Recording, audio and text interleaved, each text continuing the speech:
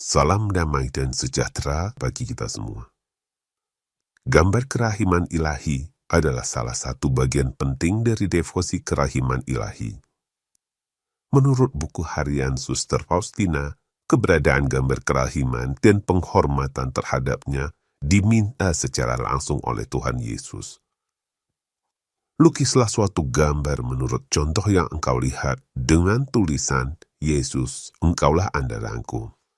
Aku ingin agar gambar ini dihormati pertama-tama di kapelmu dan selanjutnya di seluruh dunia. BHF nomor 47. Gambar kerahiman ilahi yang paling terkenal dan paling banyak dipajangi berbagai tempat, entah itu di rumah-rumah ataupun di gereja-gereja, adalah gambar ini. Meski gambar tersebut paling populer, itu bukanlah versi gambar kerahiman ilahi yang asli. Versi gambar kerahiman ilahi yang populer ini dibuat oleh Adolf Hitler dan diberikan kepada suster-suster bunda kerahiman di Polandia pada tahun 1944. Sementara itu gambar kerahiman ilahi yang asli dan dilukis menurut arahan langsung dari Suster Faustina sesuai pesan dan penampakan yang diterimanya dibuat oleh Eugene Kazimierowski pada tahun 1934. Gambar ini dipamerkan kepada publik pertama kali pada 25 hingga 28 April 1934 selama Pekan Suci di Vilnius, dulu bagian dari Polandia, tapi sekarang menjadi bagian dari negara Lituania. Selain kedua versi tadi, masih ada satu versi gambar kerahiman ilahi yang sangat populer di Filipina. Gambar tersebut selesai dilukis oleh Robert Scamp pada tahun 1982.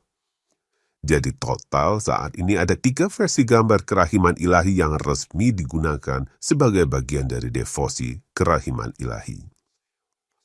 Menurut Suster Faustina, Tuhan Yesus menjanjikan rahmat yang besar pada siapapun yang menghormati gambar kerahiman ilahi tersebut. Ini sesuai dengan pesan yang diterimanya. Aku menjanjikan bahwa jiwa yang menghormati gambar ini tidak akan binasa. Aku juga menjanjikan kemenangan atas musuh-musuhnya di dunia, terutama pada saat kematian. Aku sendiri akan membela jiwa itu seolah kemuliaanku sendiri. BHF nomor 48. Perhatikan, Tuhan Yesus menjanjikan keselamatan kekal dan kemenangan atas musuh-musuh bagi siapapun yang menghormati gambar kerahiman ilahi. Ini janji yang sangat menggiurkan dan mudah diraih. Tidak perlu pertobatan, tidak perlu hidup kudus, tidak perlu memanggul salib. Cukup dengan menghormati gambar kerahiman ilahi, manusia sudah dapat memperoleh keselamatan kekal. Tidak heran begitu banyak orang Katolik yang tergoda dengan janji manis tersebut dan memajang gambar kerahiman ilahi ini di ruang doa, altar, maupun kapel. Tidak banyak orang Katolik yang sadar bahwa gambar kerahiman ilahi dan perintah penghormatan terhadapnya adalah jebakan maut yang sangat berbahaya. Mengapa demikian? Mari kita cermati gambar versi asli yang dibuat sesuai arahan Suster Faustina. Gambar tersebut secara tidak langsung sudah disetujui oleh Tuhan Yesus seperti yang terungkap dalam pesannya. Tatapanku dalam gambar tersebut sama dengan tatapanku dari atas kayu salib. DHF nomor 326. Kalau kita perhatikan dengan teliti, kedua tangan Tuhan Yesus dalam gambar tersebut sama sekali tidak menunjukkan adanya bekas luka penyalipan, meski yang digambarkan adalah Tuhan Yesus yang sudah bangkit dari kematian. Ini sangat aneh. Sebagaimana tertulis di dalam Injil, kepada Thomas, Tuhan Yesus menunjukkan bekas luka penyalipan.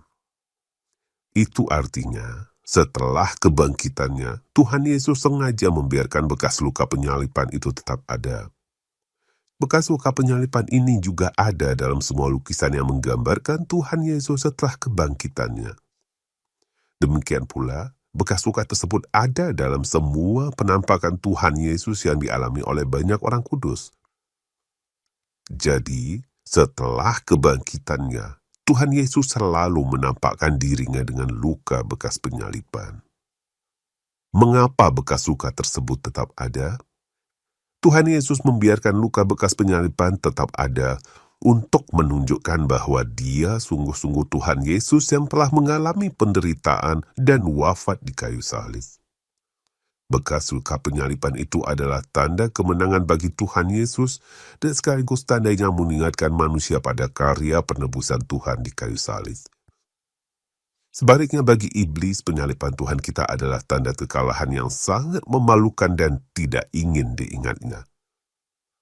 Jika Tuhan Yesus selalu bangga pada penderitaan salibnya, iblis justru berusaha menyangkal atau mengecilkan makna salib Kristus. Faktanya, dalam gambar kerahiman ilahi yang asli dan dilukis berdasarkan arahan Suster Faustina, sama sekali tidak tampak adanya bekas luka pada kedua tangan Tuhan Yesus. Itu artinya Tuhan Yesus yang telah menampakkan diri pada Suster Faustina juga tidak menampakkan bekas luka penyaliban. Apakah luka itu sebenarnya ada pada penampakan Tuhan Yesus, tapi Suster Faustina lupa menginstruksikannya pada pelukis? Sama sekali tidak. Harap diingat bahwa Tuhan Yesus sempat mengomentari tatapan mata pada gambar tersebut. BHF 326. Jika bekas luka salib tersebut seharusnya ada, tapi lupa dilukis atau tidak terlihat dengan jelas, tentu Tuhan Yesus akan mengomentari kekurangan tersebut. Mengingat keberadaan bekas luka salib itu jauh lebih penting dari sekedar tatapan mata. Jadi Tuhan Yesus yang menampakkan diri pada Suster Faustina memang tidak memiliki bekas luka penyaliban. Fakta ini membawa kita pada kesimpulan yang mengerikan. Bukan Tuhan Yesus yang menampakkan diri pada Suster Faustina, tapi iblis yang menyamar sebagai Tuhan Yesus. Dengan demikian, gambar kerahiman ilahi tidak lain adalah gambar iblis yang menyamar sebagai Tuhan Yesus. Konsekuensinya, mereka yang menghormati gambar tersebut sebenarnya sama saja dengan menghormati atau bahkan menyembah iblis tanpa mereka sadari. Dari fakta ini, maka janji keselamatan kekal bagi semua orang yang menghormati gambar tersebut menjadi masuk akal. Itu sama seperti godaan iblis di atas gunung yang menawarkan segala kemegahan dunia pada Tuhan Yesus. Semua itu akan kuberikan kepadamu jika engkau sujud menyembah aku. Matius bab 4 ayat 9. Tentangkah itu senada dengan janji Tuhan Yesus palsu yang menawarkan kehidupan kekal dan kemenangan atas musuh-musuh bagi siapapun yang menghormati gambarnya dalam BHF 48? Sekarang kita tahu itu cuma janji palsu iblis. Ingatlah bahwa iblis ingin disembah seperti Tuhan, dan melalui gambar kerahiman ilahi, dia berhasil mencapai tujuannya. Itu sebabnya gambar kerahiman ilahi yang asli tidak memiliki bekas luka penyaliban, agar jelas bahwa yang ada di dalam gambar tersebut bukanlah Tuhan Yesus yang asli, tapi iblis yang menyamar sebagai Tuhan Yesus.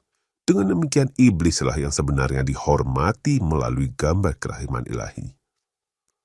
Itulah fakta mengerikan dari gambar kerahiman ilahi.